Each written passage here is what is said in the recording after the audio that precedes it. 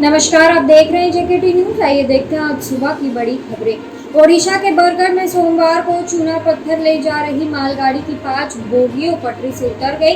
बकौल रेलवे इस ट्रेन को एक निजी सीमेंट फैक्ट्री चलाती है और यह दुर्घटना फैक्ट्री परिसर में हुई, जिसका रेलवे विभाग से कोई संबंध नहीं है।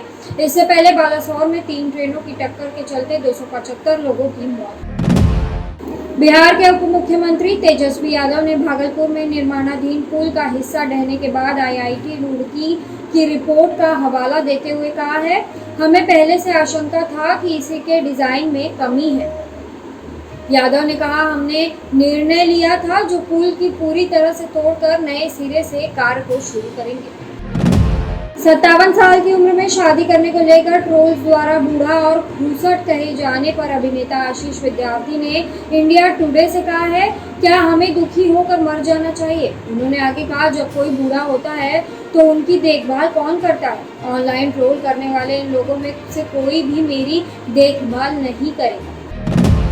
मलयालम अभिनेता व मिमिक्री आर्टिस्ट कोल्लम सुधी की सोमवार सुबह केरल के त्रिशूर में सड़क हादसे में मौत हो गई और 3 अन्य कलाकार घायल हो गए। रिपोर्ट्स के मुताबिक वे एक कार्यक्रम से लौट रहे थे और उनकी कार एक ट्रक से टकरा गई। केरल के मुख्यमंत्री पी विजयन ने अभिनेता के निधन पर शोक जताया। रेलवे के प्रवक्ता अमिताभ शर्मा ने कहा है कि ओडिशा रेल हादसे के उन सभी पीड़ितों को भी मुआवजा दिया जाएगा जो बिना टिकट के यात्रा कर रहे थे।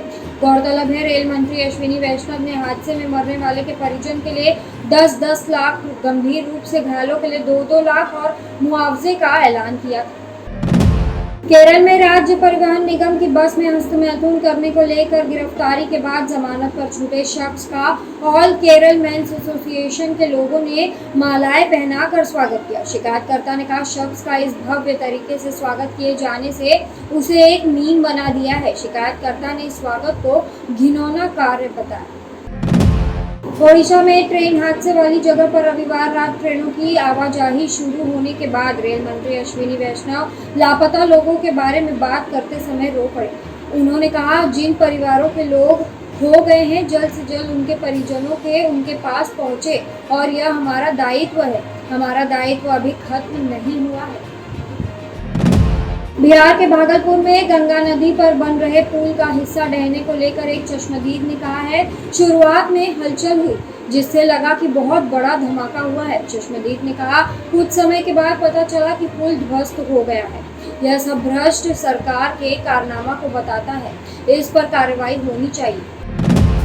आंध्र प्रदेश में एक मां ने 16 वर्षीय बेटी को कथित तौर पर 4 वर्षों से जबरन ग्रोथ हार्मोन की गोलियां खिलाई ताकि वह फिल्मों में काम कर सके। लड़की द्वारा चाइल्ड लाइन में शिकायत दर्ज कराने के बाद राज्य बाल अधिकार संरक्षण आयोग ने उसे रेस्क्यू किया। लड़की ने कहा, गोलियां खाने पर बेहोश हो गई थी और हो जाती थी, अगला दिन शरीर सूज जाता था।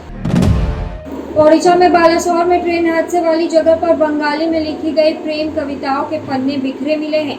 स्थानीय पुलिस अधिकारियों ने बताया कि अब तक इन कविताओं पर दावा करने के लिए कोई भी सामने नहीं आया है। पटरियों पर एक डॉल भी पड़ी हुई मिली। इस दुर्घटना में 275 लोगों की मौत हुई है।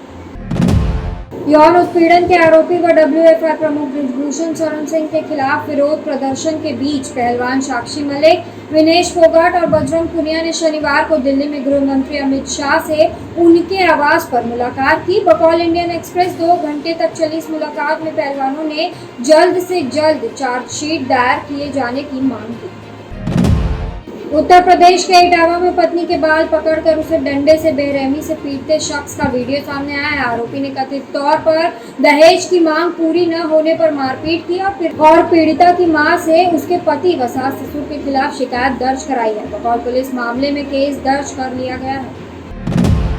महाराष्ट्र के चंद्रपुर में रविवार को एक निजी बस और कार की आमने सामने की टक्कर में कार सवार 5 लोगों की मौत हो गई, जबकि 9 वर्षीय बच्ची गंभीर रूप से घायल हो गई। पुलिस के अनुसार हादसा इतना भीषण था कि क्षतिग्रस्त कार को काटकर शव बाहर निकाले गए।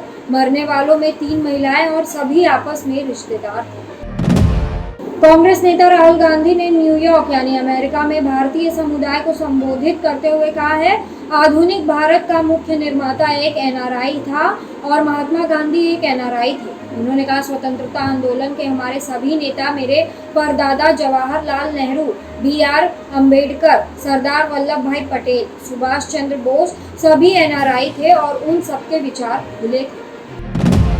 यूक्रेन के राष्ट्रपति व्लादिमीर जेलेंस्की ने रविवार को बताया कि रूस के साथ युद्ध में कम से कम 500 यूक्रेनी बच्चों की मौत हो चुकी है। जेलेंस्की ने कहा, रूसी हथियार और नफरत हर दिन यूक्रेन के बच्चों के जीवन को तबाह कर रही है। गौरतलब है कि रूस व यूक्रेन के बीच 24 फरवरी 2022 से लगातार युद्ध जारी है।